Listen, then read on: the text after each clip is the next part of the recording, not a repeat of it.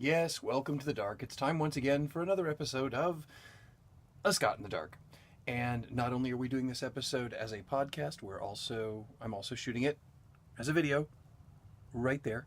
So you can join us, and by us I mean me, on the YouTube channel. I almost said the Facebook channel. You can do it on the Facebook channel too. I'll list it there. But join us on the YouTube channel, and you can actually see. Oh, you can hear Lucy in the background. She's barking at something. But my name is Scott Swenson, and you're listening to A Scott in the Dark, and this is a periodic podcast for haunters. And what I thought I would do with this particular episode is to go kind of back to the roots, back to the whole reason I started doing this in the first place, and that was to share ideas and to do sort of basically seminars via podcast, like I was often doing at various and sundry trade shows and that sort of thing. And by the way, I do have a couple of trade show appearances coming up, which I'm going to plug shamelessly right now. Uh, the first one coming up is July 14th, I believe. July 14th, I will be at the Southeastern Haunt Enthusiasts or Halloween Enthusiast Convention. Hang on, we'll just edit that. We won't edit that. Who am I kidding? We're not going to edit that. We'll just let it stay in there. On July 14th, I will be at the Southeast Halloween Enthusiast Convention, and that's in Ocala. And I will be part of a panel with some really wonderful people, actually. It's a panel that is hosted by my friend Robbie Lepre, and has folks from all different kinds of theme park haunt. So I will be there. Then I fly straight from there to Austin, Texas, where I will be doing a seminar with my friend Jill Witecki at the League of Historic American Theaters convention. And we'll be talking about how to monetize your ghost stories if you happen to have ghosts that live in your historic theater, ways to create either ghost tours or haunted tours or whatever, based on those stories. And then later in the month, I'll be out in Long Beach at the what used to be Haunt Journal is now Seasonal Entertainment Source, their leadership symposium, and that will be at the Queen Mary in Long Beach. So I'm very excited to be out there, and that's at the end of July. That is the July 30th. So anywho, if you'd like to meet me and say hi, please, please, please do. Always come up and say hi. I will always be wearing probably something that has a light bulb on it, my logo. And I'm also probably, I haven't decided yet, but I'm also probably going to be attending Midsummer Scream, which, as you've heard from previous podcasts, that I absolutely love that show. It's just a super cool show, and if I can make it work, I'm going to be out there for that as well.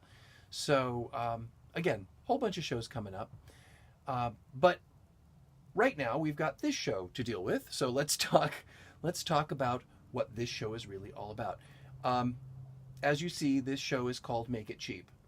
And I am a firm believer that you do not need a huge amount of finance to make a really cool haunted experience. Now, when I say that, people often say, yeah, Scott, well, you've worked for Busch Gardens and The Vault, and you've always worked with big budgets and blah, blah, blah, blah, blah. And that's true. I have. But you'd be surprised how even with big budget events, some of the coolest things come from those cheap little creative ideas. And part of the reason that things like Busch Gardens Howl-O-Scream or the Vault of Souls or any of those haunt projects, those particular haunt projects that I've worked on, part of the reason we could do so much is because we were very frugal. We tried to find very creative ways to make things happen.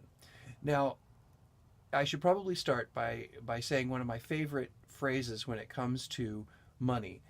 Make it good, make it fast, make it cheap, pick two. Because you can make it good and fast, but it ain't going to be cheap. You can make it good and cheap, but it ain't going to be fast. And you can make it cheap and fast, but it ain't going to be good. So what we're going to focus on is try to find ideas and ways to make things cheap and good. Because let's face it, we all want to make some money, whether you are a professional haunter Obviously, that's where you want to make the money. If you're a home hunter, you want to get as much as you possibly can for your dollar. So if you can do a full front yard haunt that is, you know, made for $50 and it looks like $1 million, great. That's what you want to do. If you are a professional haunter and you want to, make sure you get the most out of your investment, you obviously want to spend as little as you possibly can and still have a really high-end quality product. So use your creativity, because here's another phrase I'm going to use. Creativity will provide. If you are creative, you'll find a way to make your budget work. And that creativity may mean that you have to slightly tweak or rewrite your storyline. It may mean that you have to think a little bit outside the box. It may mean that you have to call in favors from friends. It may mean that you have to build your own props. And in all honesty, it may mean that you have to break down and buy some hero props, which we'll talk about in a few minutes. We'll talk about that a little bit later. But the thing about, being cheap and still being good, and sometimes actually even being iconic, is something that's been going on in cinema, in film, for years and years and years. A couple of my favorite stories. We have Monty Python. When the movie Monty Python and the Holy Grail was made, it was made on a shoestring budget. It went on to earn a fortune, but it was made on a shoestring. And there are certain scenes that if you see, they're shooting like up a hill and you see a castle in the background, many of those castles are just cardboard cutouts that are painted to look like castles. It's really hard to see, but the only reason I know it is I actually looked it up, and of course it's on the internet, so it's got to be true. Anything you see, read, or hear on the internet has got to be true.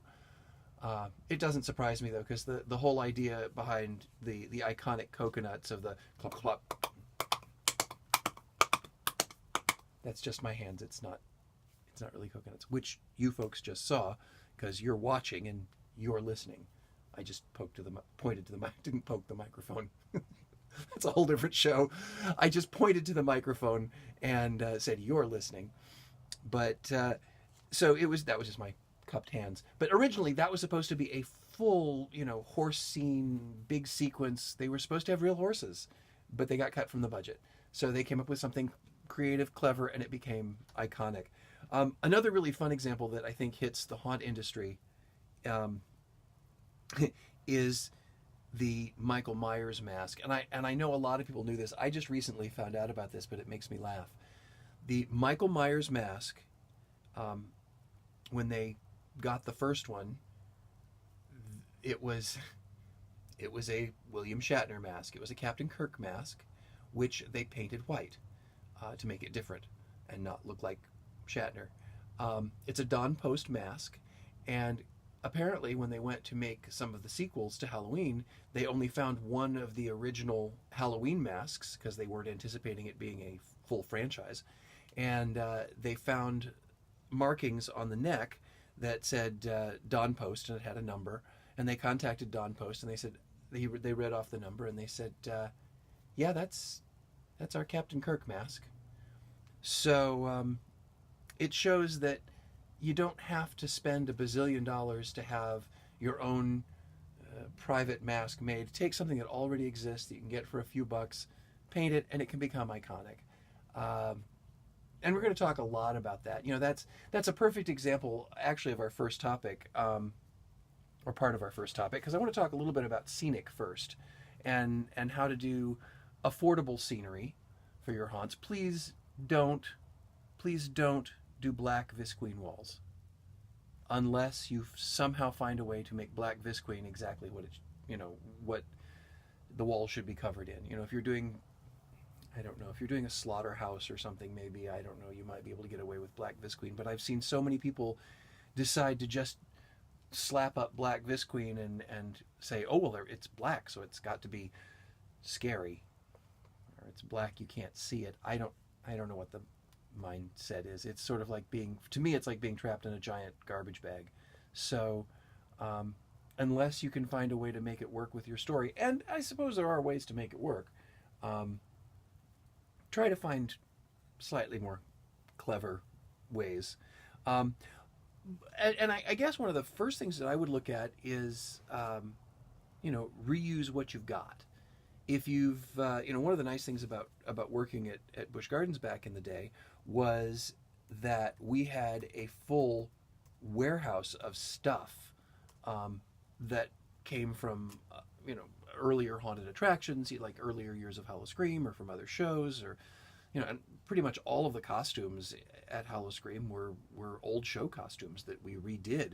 Um, yes, the costume team would rebuild them or repurpose them or distress them, but uh, they were all reused stuff. And quite often, we'd go to the warehouse and just walk around and go, "What do we got a lot of? Let's see if we can write something that matches what we have."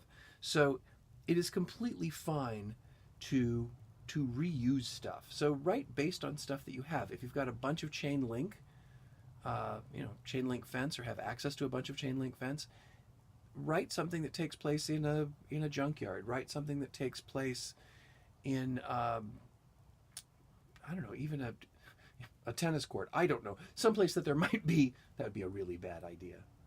Although, my theory: state a place and then add the phrase "gone horribly, horribly wrong," and you've got a haunted attraction. But the idea of reusing stuff, everyone's like, "Well, I want to rebuild everything, or I want to make everything new and fresh." You can throw a coat of paint on something, and people will not be able to tell that it's the same thing. Obviously, once you've got the walls of your haunt, you can reposition them, move them around. Actually, if you want to learn more about that, Leonard Pickles probably got some of the cleverest ways of doing that, of making things modular. I'm clearly not smart enough in that area, but make stuff that you can reuse, make stuff that you can repaint, to repurpose. I mean, another example of something that happened in movies that you may or may not realize is in the original Star Trek movie, the movie Star Trek: The Motion Picture, which not many of you are old enough to have seen in the theater, but I am. And and there's one of you now saying something about it. I don't know.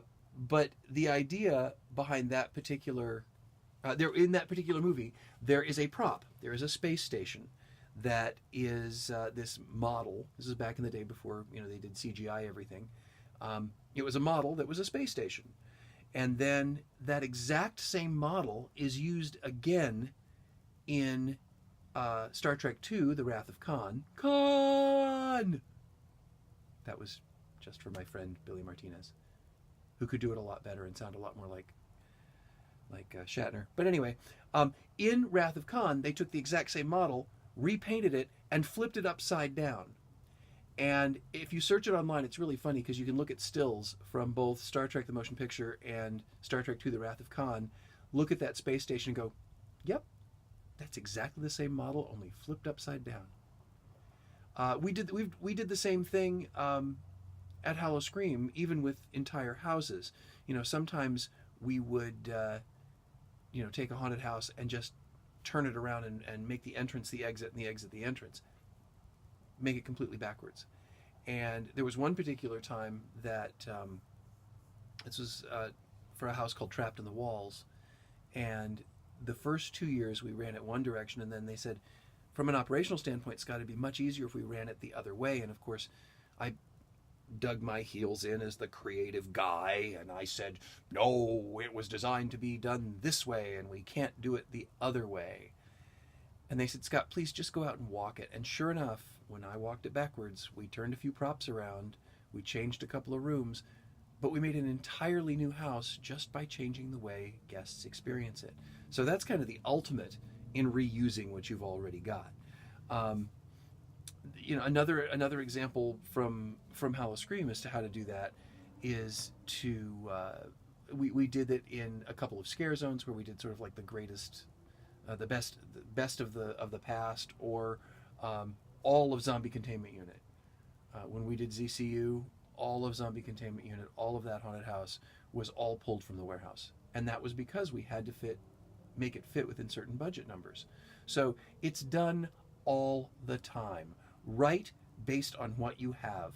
Write based on things that you can get a hold of easily.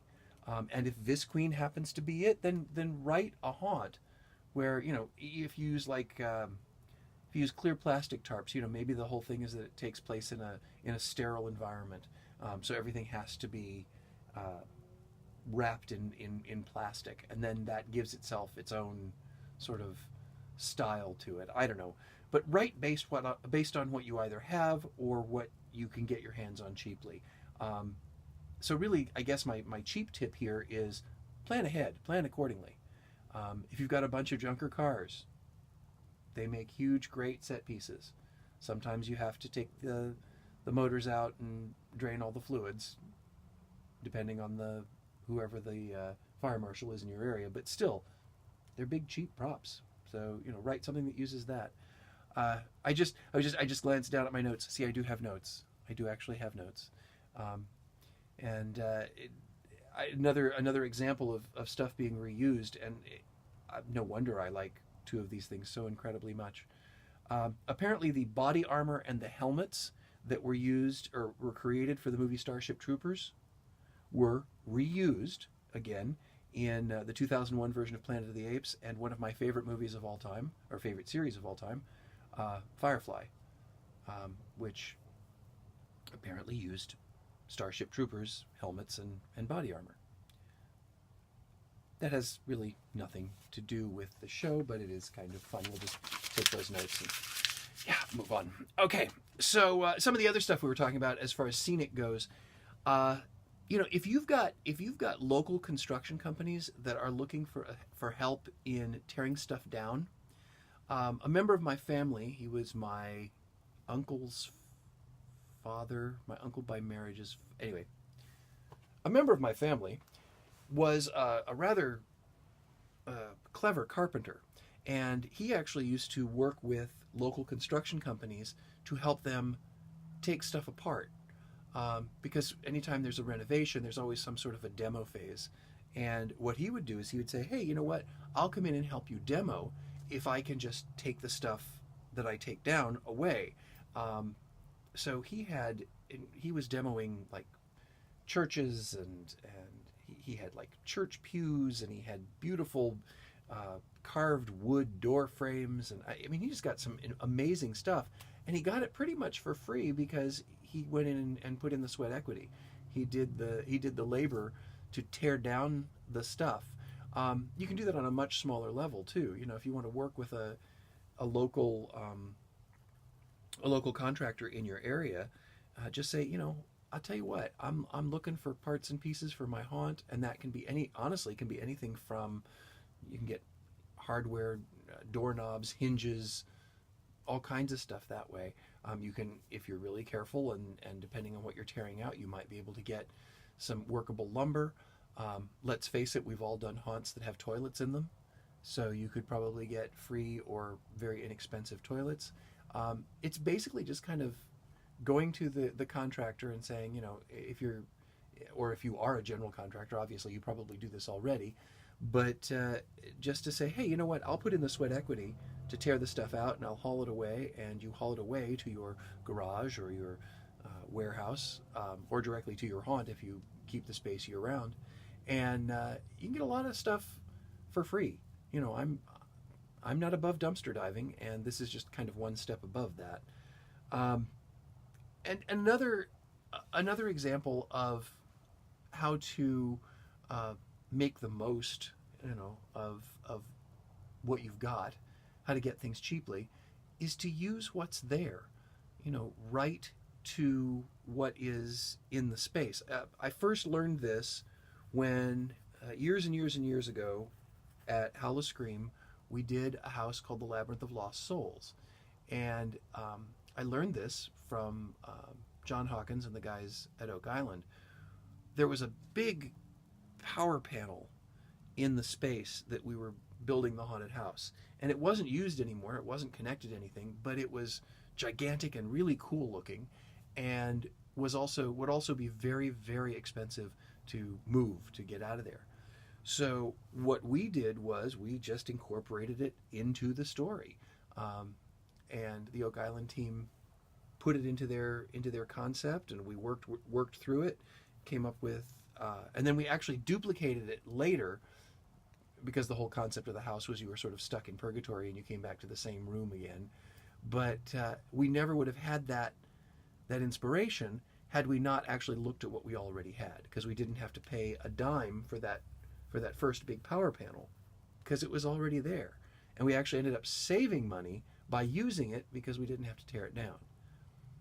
Probably the most glaring example or wonderful example was in the Vault of Souls. You know, when I wrote the Vault of Souls, one of the star rooms in every single solitary year, well, the 3 years that we did it, one of the star rooms was the actual vault itself. I never, ever could have afforded on any budget to have built something that amazing. The door itself was, 18 tons. It was, very intricately done, and it was just a beautiful space. So again, taking what you've got and working it into your storyline is a great way to save money. You can change the story to match your area. There's a project that I'm working on right now, which hopefully will be announced very soon, and I can talk about it here, where I designed the entire house based on the fact that the space that we were using is a loading dock, and it's just part of the space, but is this wonderful loading dock with these bare brick walls and a whole lot of metal and chain, and it just inspired writing the entire piece. So I guess, again, to sum up all of this babbling, make sure that you plan accordingly so that you write your story based on what you have available to you, whether it's the location itself or things that you can tear out of other people's houses or things that you've used in other haunts, and just turn them upside down, paint them a different color, and it will save you a ton of money and still make things look new and fresh. I mentioned earlier about costuming. Costuming is for haunts is something that everybody thinks, well, it'll be easy. We'll just put somebody in hobo costumes and masks and call it a day. Probably not the best way to approach it. You always have heard me say, or many of you have heard me say, it's important to have a costume designer. It is important to have somebody who can sort of be the overarching eye to see how all the costumes come together, to see what goes with what, especially if you're doing anything period. If you're doing a period piece, like Vault of Souls was all 1920s, so I needed somebody there who understood how to make things look like the 1920s. But, the idea is, instead of going out and buying all of your costumes from a costume house, you're probably going to be better off to go out and buy clothes. And of course, the first thing I say, if you don't have a full costume warehouse like Busch Gardens did, or old costume storage, go to your thrift stores. Go to your thrift stores, and again, not just after you've decided what you're going to do, but go to your thrift stores as you're writing the stuff and say, walk up and down the aisles and realize, oh gosh, there's a ton of men's suits, or there's a ton of like really bad 1980s prom dresses or old bridesmaid dresses, and you can take old bridesmaid dresses and bloody them up and do an entire zombie prom. Yeah, it's been done many, many times. But, use your thrift stores, use your local thrift stores. And there's a thrift store here in Tampa, actually, that has a frequent shopper program. Yes, it's true. I'm not kidding. And the more stuff that you buy, you actually accrue points. And the last time I went, I had a $10 credit. They also send me, it's an app. Actually, it's not even an app. They just take my cell phone number and they text me when they've got sales going on. And, anytime they say, all tickets that are blue are 50 cents off today, or 50 cents today, then I'll go in and get a whole bunch of stuff. You also have to utilize your friends. Reach out to your friends. Look out on Facebook. You'd be surprised how many people are willing to give stuff up just to get it out of their house.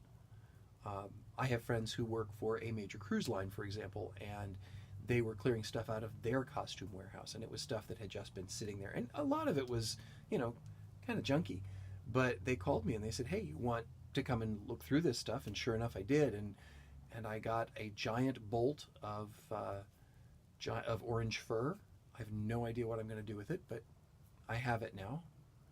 I don't know. I can see maybe making a giant Muppet of some sort, but some hats and some masks and some old tattered wigs and, you know, stuff that you can kind of cobble together. That's the cool thing about Haunt. You can get the grungiest of stuff that most people are going to just throw away, and then you don't have to distress it yourself because it's already there. You just want to wash it, clean it, and then both wash it and clean it, apparently.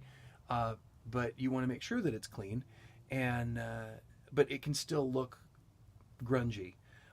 If it doesn't look grungy, there are many, many, many inexpensive ways to grunge up costumes. First and foremost, and again, I think it's probably the Haunter's number one tool, and that is great stuff. You take great stuff, you spray it through the back side of the fabric and let it expand through the fabric. You can create anything from dirt to brains to intestines, to just depending on how you use the great stuff. And the cool thing about great stuff is it does not wash out of those clothes ever. So you can make sure that the clothes don't reek, and still keep them nicely distressed. Another tool that I like to use a lot, especially if I'm doing anything like vomit, running nose, pus, anything like that, is Sobo fabric glue. Sobo fabric glue dries with sort of a little bit of a sheen to it.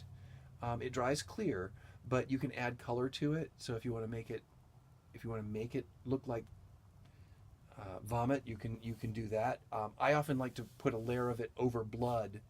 If I've used acrylic paint, which works very well as well, but put acrylic paint on something and then cover it with Sobo glue, then it looks like wet blood, or it looks like wet vomit or wet mucus or wet, I don't know, whatever you want it to look like. And it, after it dries, it stays in the fabric and it looks really good.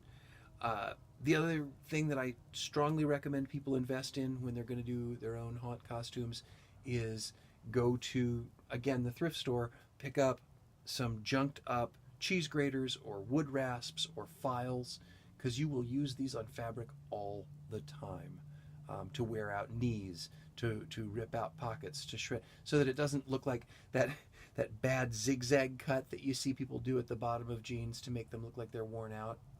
It's this cut up and down, looks like a school plays pirate costumes. Yeah, don't do that.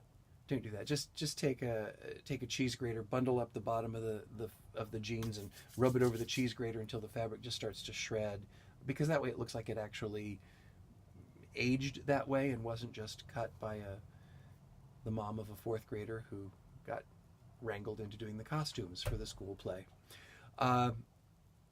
Like I said, acrylic paint will work for everything, and don't be afraid to just slather it on and let it mix together and let it run together, let it drip. Here's where you use your Visqueen. Put it down on the floor, hang stuff up, and just hit it with paint in the right places. Let the paint flow, let it drip down, because again, sometimes those happy accidents of where paint just happens to fall make things look really, really cool. You can even, I always say dirty stuff up. Don't make it look new, because if it looks like it came out of the bag, there's something wrong. You gotta add your own touches to it, grungy it up. There was one particular time I was doing a student film, and we were filming at a small castle. Yeah, it was a small castle, but it happened to be in Illinois. I don't know. Some crazy person built a small castle.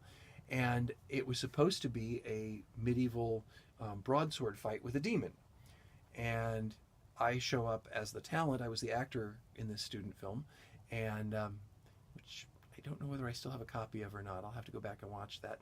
But anyway, my costume showed up, and it was very clean and completely pressed. And I looked at them and I said, "This makes no sense at all. Why would I be wearing something that looks like it just came out of a bag at Party City?" And and don't misunderstand me. Party City is fine. It's a great place to get stuff to start with, and then you have to embellish it to make it unique and give it depth. But we were on set. I mean, we were out, in the woods next to this castle that some crazy rich person had built in Illinois. And I said, we got to do something about this. We got to make sure that this costume looks like it's been worn and sweat in. And they said, "Scott, do whatever you want to do." And I said, "No, I'm going to ruin these clothes. They will always be this costume. So do you ever want to clean them up or make them look new again? Because if so, what I'm going to do to it is going to make it impossible to make that happen." And they said, "No, just do it." So, no joke, I found a mud puddle near my car and took the clothes, took the costume, threw them into a mud puddle, back to my car, back and forth over it a couple times, got it all grungy, ripped out the hems, just so it looked like it had actually been worn. It's so important to do that with your costuming, and there's such cheap ways to do it.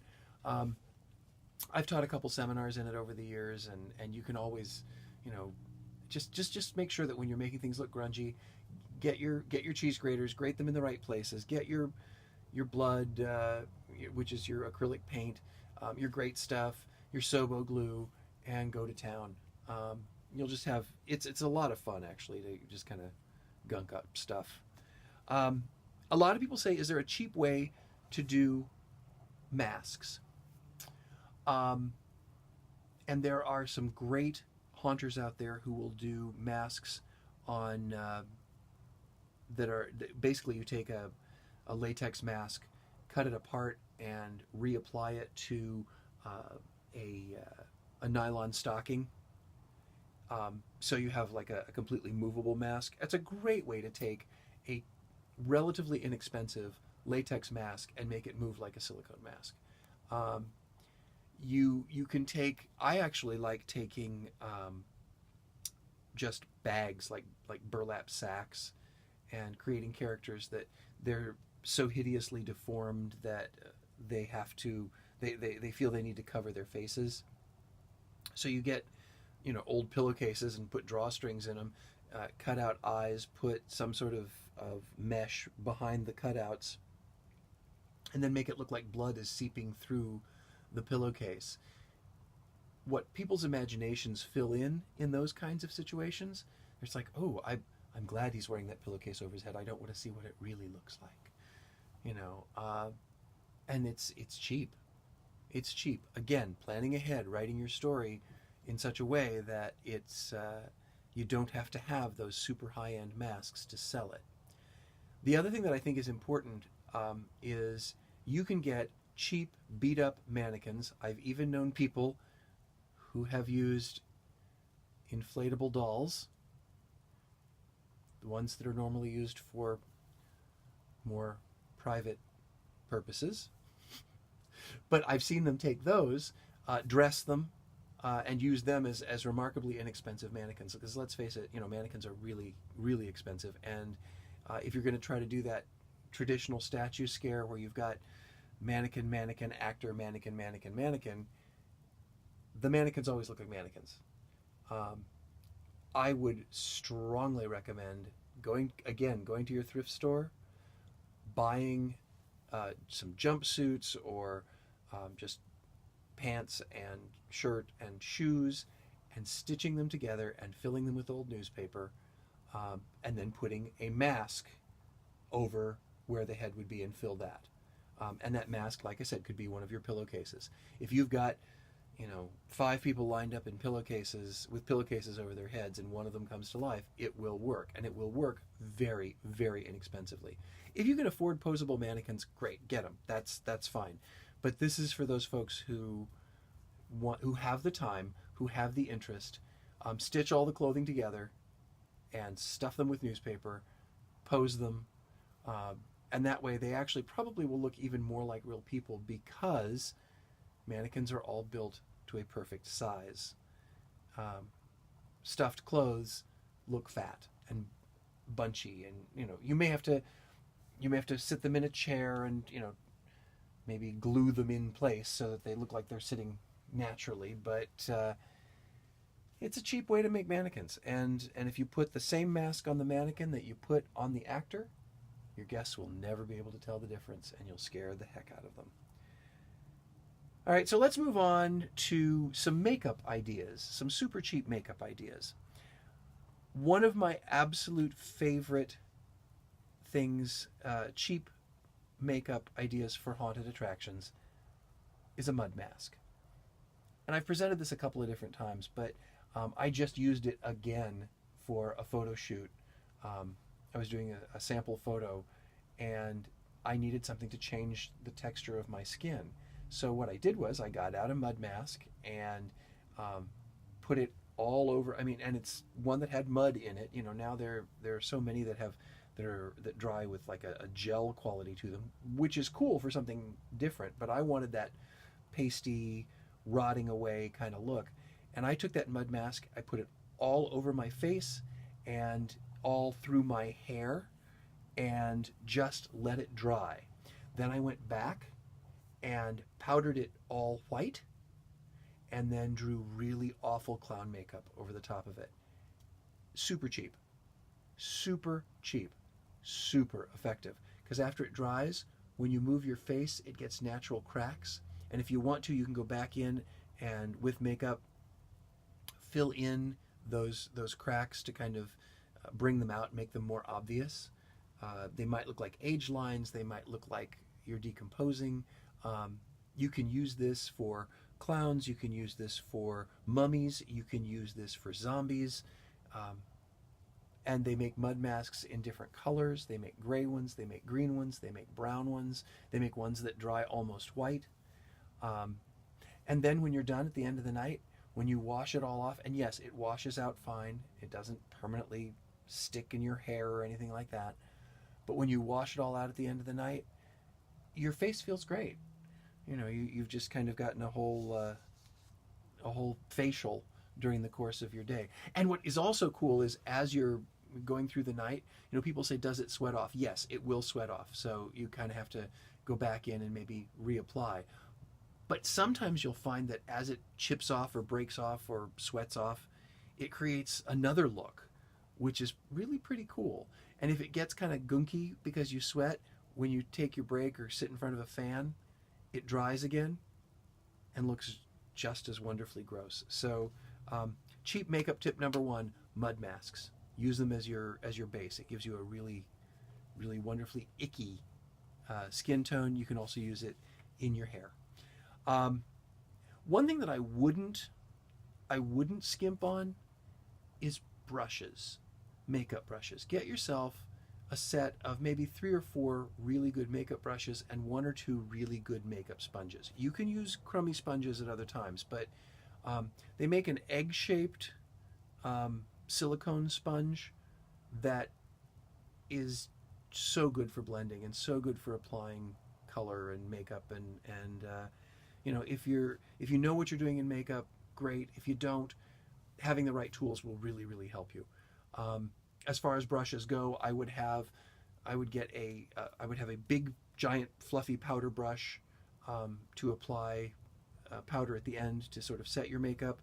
I would have, my favorite brush to use actually is a 2-sided brush. It has an angle tip on one side and then a fine tip on the other. And I like it because you can just flip it around in your hand and do detail work, and then you can do big block work and then blend it all together with your little egg-shaped sponge. And then I would get a contour brush or a blush brush, which is like a shorter bristled, fuller brush. And I think with those basic brushes, you can pretty much do anything you want to do. And if you invest a little bit of extra money in your brushes, then of course you want to take care of them. Make sure that you clean them properly, clean your silicone sponge properly. If you're using crap makeup sponges, great, throw them away, not a problem. Not a problem at all.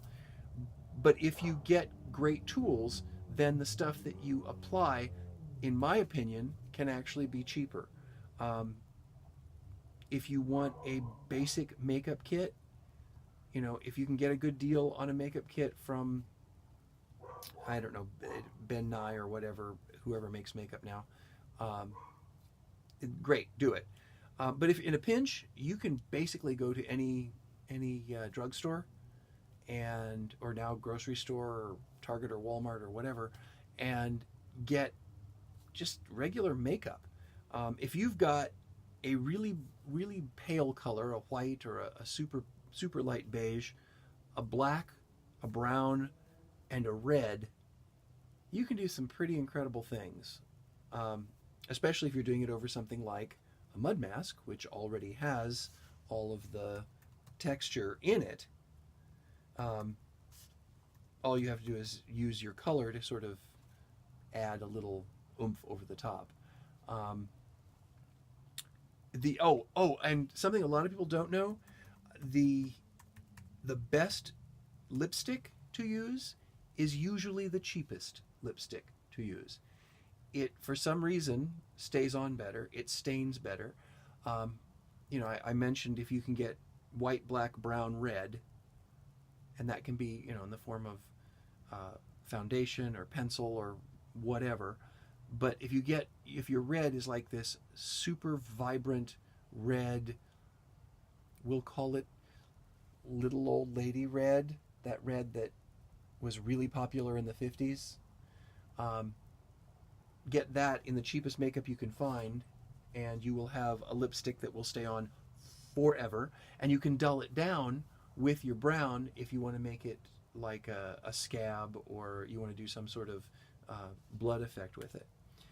But it will stay on your skin forever and forever and forever. And quite often, even after you wash it off, you'll see the stain marks on your skin. But you don't have to worry about it sweating off. And it's cheap, which is the whole point. I mentioned sponges. I mentioned getting an egg silicone sponge if you can. You can use cheap makeup sponges to put on your contour and your base and whatever. But another thing that's kind of fun is to get natural sponges or stipple sponges. And you can lightly dab those in makeup and plop those on your face, and it can give you all kinds of texture. And again, all this stuff is cheap. It is cheap, cheap, cheap. So you have to take a little bit of time to learn how to use it. And like I said, creativity will provide. It will provide for those who only have a tiny amount of money to invest. Another thing I would invest in is either spirit gum or liquid latex. In a pinch, you can even use eyelash glue, because then you can just glue stuff to your face and then cover it with your makeup, and it creates texture. You don't have to invest in high-end prosthetics. You don't have to learn how to mold. I mean, yes, if you know how to do that stuff and you can afford to do that stuff, great, do it. It's wonderful. But if you don't, there's a lot of cheap ways around it.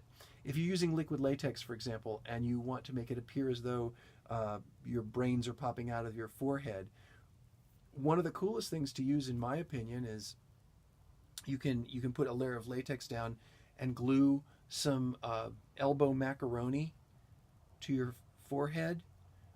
Put a little torn either paper towel or tissue paper, Kleenex, soaked in liquid latex. Put that around it so it looks like the skin is peeling away and the brains are coming forward. Paint that macaroni over the top with latex again so it all holds into place. Dab it with some pink and some red, and you've got brains coming out of your forehead. One of the things, I had a friend in college he was a theater student, and what he used to do is he would take spirit gum, which is an adhesive that you use on your skin. He would paint spirit gum on his face and then take coffee grounds and lay it into the spirit gum, and it would give him sort of a 5 o'clock shadow. And he would do this when he was trying to get into the bars when he wasn't old enough. Apparently it worked. Or they just thought, here's somebody crazy enough to glue coffee to his face, so let's let him in. He probably could use a drink. Another thing that is kind of fun to use is like cornflakes or cereal. Crunch it up and use that liquid latex to apply that to your face. You can make it look like you've got like a road rash, where you've had skin peeled off and it just you've got asphalt embedded in your skin, It's it's a neat way to do it. And again, just play with it. You know, take a night that you're not doing anything, and call your friends over and say, hey, bring something stupid that I can glue to your face, and we'll see how it works. Um, I when I was in college, I actually did an entire clown makeup using nothing but liquid latex and yarn. I actually took yarn, glued it to my face, and used different colors, and ran the yarn in like a spiral out from the center so that the yarn was right next to each other, and I would create the round cheeks out of that on latex. I did it around my mouth in 3 different colors. I did it around my eyes. And when you're working with latex, it's always good to have a blow dryer set on cool. Otherwise, it hurts. So set your blow dryer on cool and use that to dry your latex. And again, blow dryer, cheap. People don't hang on to blow dryers as long as they used to. You can get a blow dryer at pretty much any thrift store. And the cool thing is, it doesn't have to heat up anymore because you'll never use that. So that will dry your latex quicker. Dry your latex a lot quicker. A cool idea, and I'm stealing this. I will admit this fully, wholeheartedly, and honestly. I'm stealing this from drag queens. One of the coolest effects, I think, and it's really subtle in Haunt, is to make your eyebrows go away. To make it look like your eyebrows have either been shaved or you never had them. This comes in very handy if you're doing something like aliens or asylums or... So what you can do is, in order to make your eyebrows go away, there is such a thing called eyebrow wax, but there's no point in investing in that because you want something cheap, and you want something cheap that works really well. Get a washable glue stick. Right now there's a glue stick that when it goes on, it's purple and then when it dries, it's clear. Well, you can use that, work that into your eyebrows, and then take a little tiny eyebrow brush or eyebrow comb and use that to smooth your eyebrows up against your forehead, up against your brow, and it makes them just kind of go away. And once that glue dries, they become very smooth. You put makeup over the top of them, and then drag queens will go back in and draw their eyebrows over the top. But if you just want to make them go away, just put makeup right over the top of the glue stick, and it makes your eyebrows disappear. It's a very cool effect. Oh, it works with clowns too. It's very cool when you're working with clowns. Also, when it comes to makeup, everybody wants to make blood. I have shared my own favorite blood recipe. I'm sure everyone has their own favorite blood recipe. It's all stuff you can get at the grocery store. But my favorite blood recipe is dark corn syrup, a couple of drops of red, and about half as many drops of blue food coloring. Actually, maybe a quarter of the amount. I'd say like 4 or 5 drops of red and 1 drop of blue, and stir it all into that dark corn syrup. Now, I like to use dark corn syrup because I like blood that is darker in color, richer, browner. If you like bright red blood, you can use light corn syrup. And then my favorite thing to add at the end is just a little sprinkling of cocoa powder. It makes the blood taste better if you're using it in your mouth, and it also makes it just a little bit more opaque. It's not quite as crystal clear as some of the other blood that you might be able to buy in other places. So that's dark corn syrup, red, and just a little bit of blue food coloring, and cocoa powder. Mix those all together, and you've got my favorite fake blood recipe. And you can make it up, to make up enough to do an entire cast is just maybe, I don't know, $4 or $5 max. And that's because you can't buy food coloring by the drop. You have to buy it by the bottle. But you may actually just have everything that you need in your kitchen right now. And it tastes pretty good, too. It has a very chocolatey flavor to it. So if you want to have a little blood capsule in your mouth and bite into it every now and then, spit it out, it's kind of fun. So let's talk a little bit about props. And one of the things that I've had great luck with, and that is using my computer to find public domain images, things like train tickets, things like old old posters that have now fallen into public domain. And what public domain means is you don't have to pay rights and royalties for them. Nobody owns the rights to use them anymore, so you can use them. There are entire websites dedicated to public domain images, video, music. So just search public domain images or public domain music or whatever, and you'll find these all online. Even certain classic movies have fallen into public domain. They're usually the ones that you see in the clearance bins for $3 on DVD. Just saying, but because they don't have to pay rights for them. But you can go there and get imagery and use that imagery on your computer, print it up, and you can make your own props. Invest in a printer. I know a lot of people don't have printers anymore. Invest in a printer. It doesn't have to be a high-end printer.